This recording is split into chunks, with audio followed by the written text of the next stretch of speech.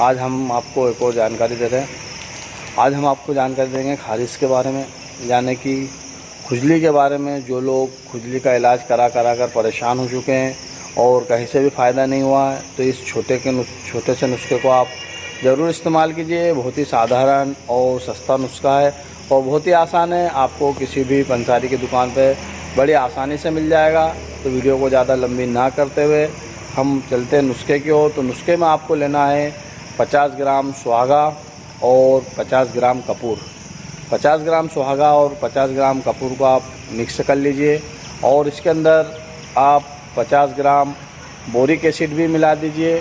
Boric acid आपको किसी भी मेडिकल से या कहीं से भी मिल जाएगा।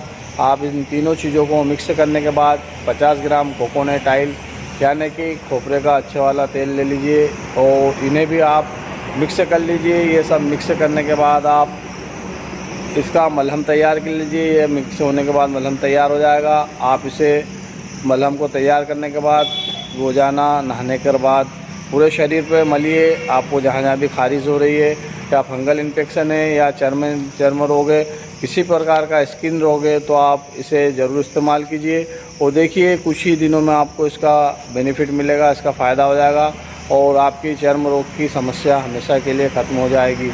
अगर आपको फ़ायदा हो जाए तो दूसरों को भी बताइए ताकि दूसरे भी इसका फ़ायदा उठा सके।